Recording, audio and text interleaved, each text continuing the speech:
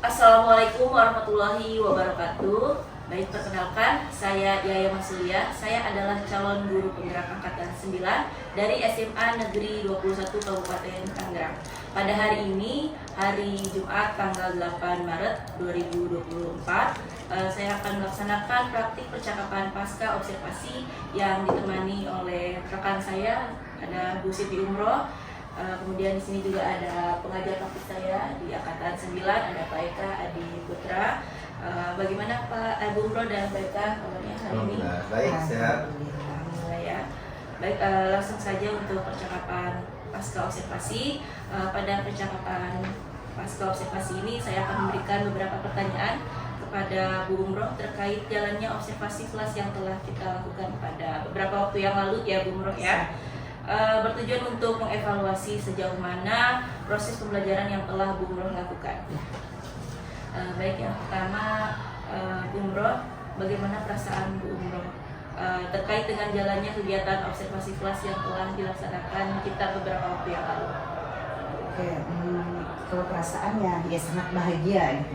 Karena dapat menambah pengetahuan saya, menambah wawasan saya bahwa ternyata untuk masuk ke kelas itu perlu persiapan yang matang. Sangat-sangat menambah pengetahuan, jadi saya sangat bahagia. Sangat bahagia ya Bu Umroh ya. Sangat-sangat. Dalam mendapatkan banyak pengalaman ya. Ya, banyak pengalaman, banyak ilmu. Baik, yang kedua Bu Umroh, bisa diceritakan kembali Bu Umroh untuk terkait area pengembangan apa saja yang Bu Umroh lakukan di kelas, kemudian langkah-langkah tahapan-tahapan pembelajaran seperti apa yang telah Bu Umroh lakukan pada saat observasi supervisi akademik di beberapa waktu yang lalu. Oke. Sebelum masuk ke kelas saya melaksanakan persiapan dulu. Saya persiapkan SPP-nya, perangkat mengajarnya, kemudian saya memetakannya itu tiga kategori, tiga pemetaan ya.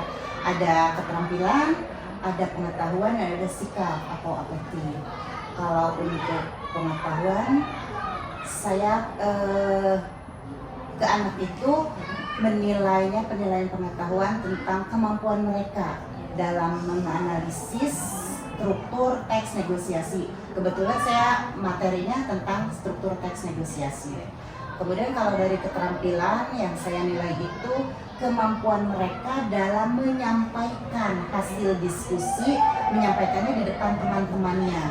Jadi kekomunikatifan mereka dengan teman-teman sekelasnya. Kemudian untuk yang sikap, yaitu efektifnya bagaimana sikap mereka ketika belajar di kelas, sikap terhadap temannya, sikap terhadap gurunya, gitu. Itu pemetaan yang saya gunakan.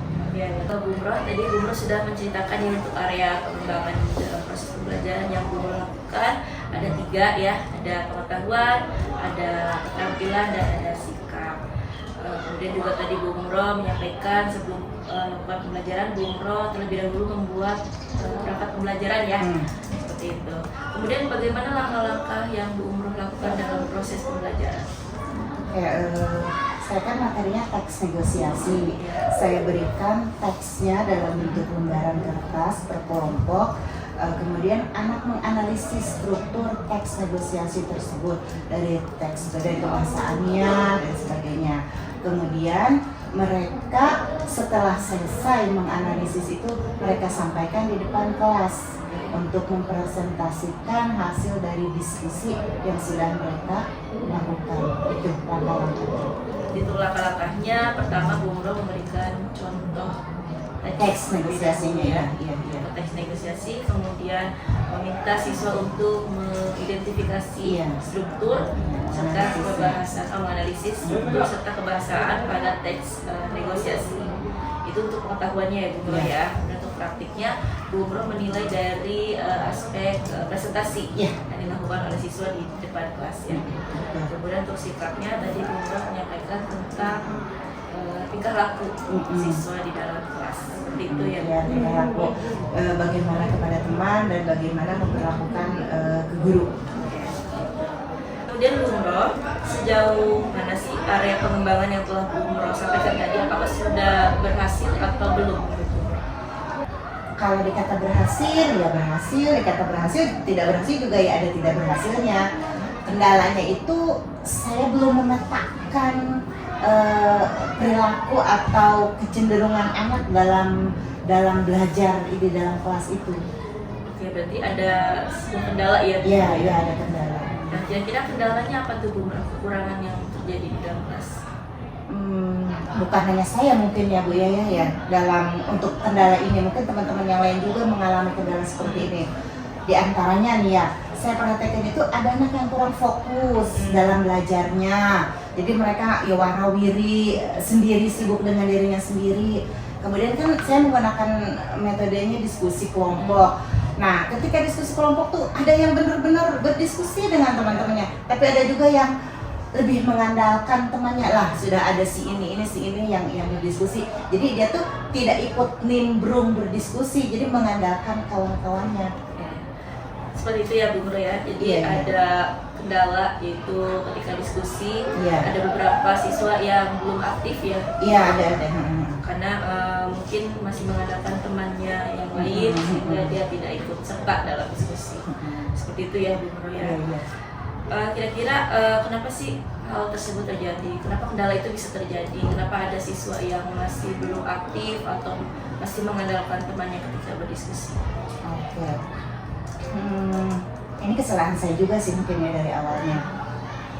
Saya tuh tidak memetakan dulu kemampuan anak dalam cara mereka dalam menyerap pelajaran. Seperti yang kita ketahui kan mereka itu mempunyai 3 pemetaan gaya belajar dalam di kelas itu.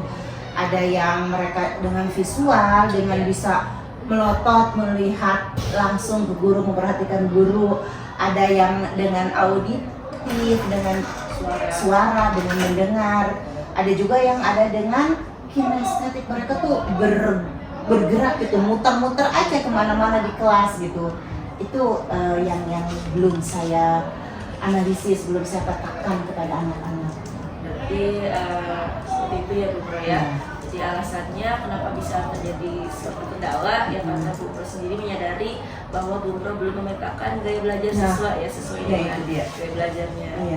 Lalu ada nggak contoh anak yang seperti yang tadi Bu Nurul sebutkan ya, ada yang kinestetik, ada yang visual, auditory seperti itu. Iya, ada. Contoh anak seperti apa? Contoh saya ingat 3 anak ya, saya berikan contoh. Ada anak yang dengan cara visual, ada dengan audio, ada yang dengan kinestetik. Kalau yang visual itu saya ambil contoh Cindy namanya, duduk di belakang. Ketika saya menjelaskan materi, dia itu dengan fokus melihat, memandangi gitu ya. Oh iya. Nah, ketika saya tanya materi yang saya sampaikan tadi, si Cindy ini bisa menjelaskan dengan rinci gitu. Berarti dia, saya analisis ini anak dengan visual, dengan melihat ke gurunya. Kemudian ada 1 orang lagi namanya Rizka. Rizka ini kalau saya menjelaskan matanya tuh kemana-mana gitu, tidak memperhatikan guru. Ketika saya tegur, kenapa Rizka tidak memperhatikan ibu?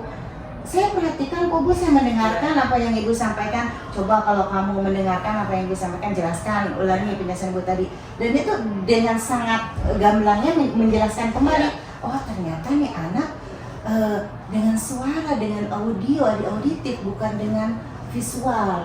Dan ada 1 lagi, si Amin dan si Semi itu, 2 anak itu muter saja di kelas, anak kinestetik kayaknya. Tapi ketika saya tanya, Semi, Amin, kamu muter aja dari tadi di kelas, paham tidak apa yang ibu sampaikan? Paham Bu, ini kan yang ibu jelaskan tadi ini. Iya betul, yang saya jelaskan itu mereka memahaminya.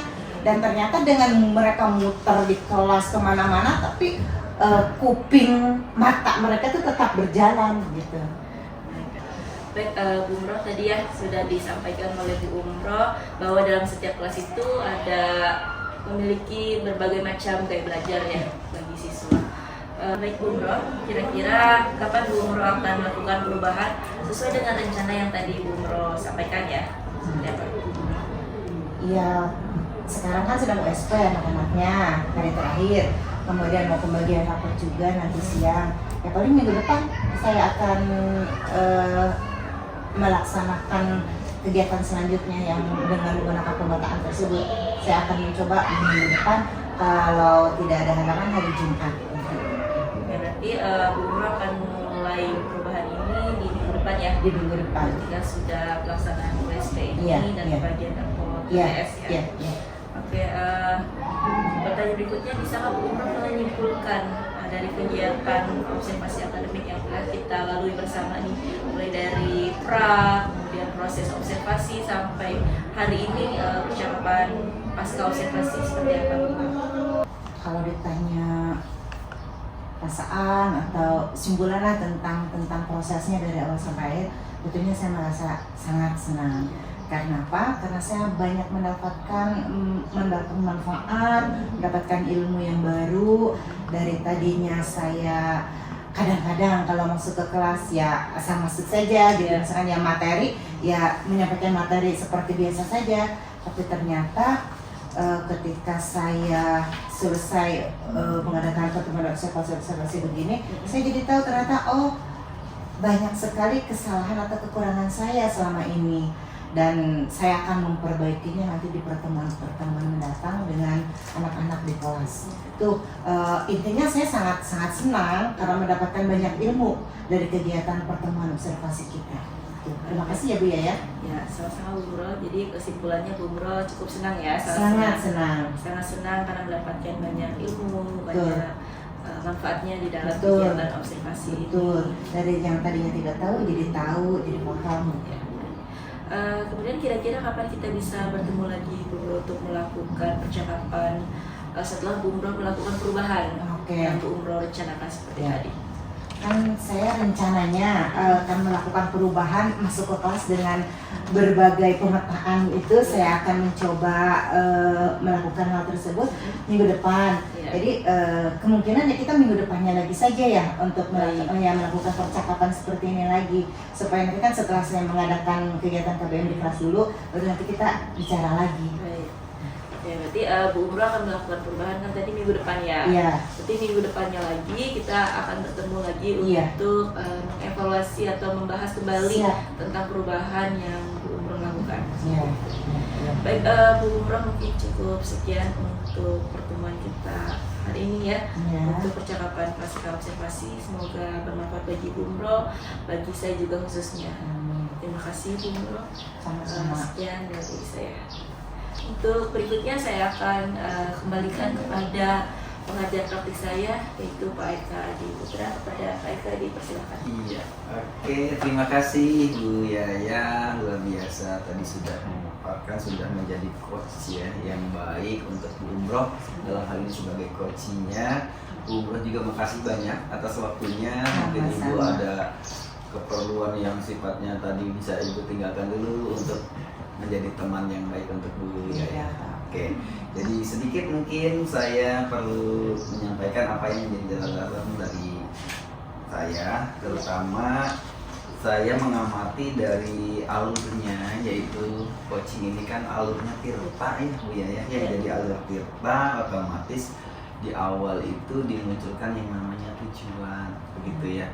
Nah tadi yang Ibu sampaikan itu adalah tujuan pembelajaran dari apa yang dilakukan oleh Bu Umroh tuh, belajarnya tentang apa gitu tadi dipaparkan.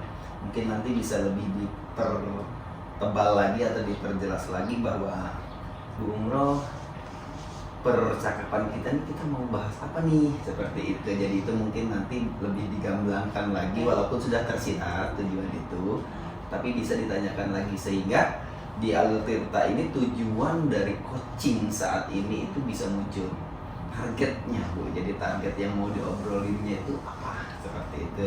Nah kemudian identifikasi juga tadi sudah muncul bahwa Ibu dengan sebuah pertanyaan kemudian kendalanya apa sehingga diidentifikasi oleh coachingnya.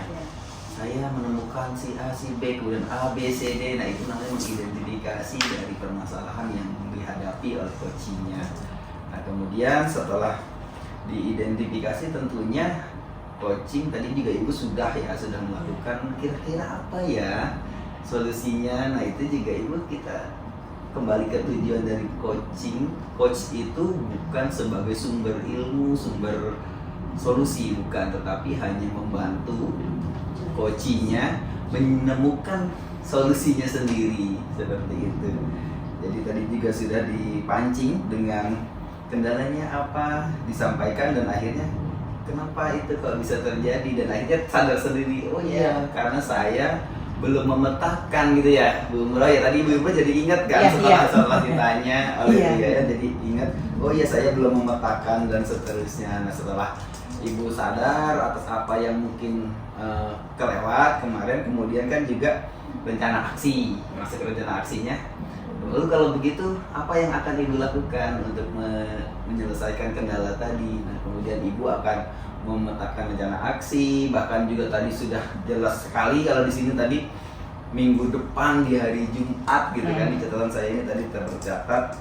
Nah, itu sebuah rencana aksi yang memang sudah jelas timeline-nya kapan dilaksanakannya. Nah, kemudian tadi juga refleksi juga muncul, Ibu tanya kita apa yang Ibu rasakan, kemudian juga apa yang tadi Ibu bahas atau kendalanya apa saja, diulangi lagi sehingga Ibu sadar bahwa ini harus ada solusinya. Nah, kemudian juga yang akhir yaitu tanggung jawab, artinya perjanjian untuk kita ketemu laginya kapan.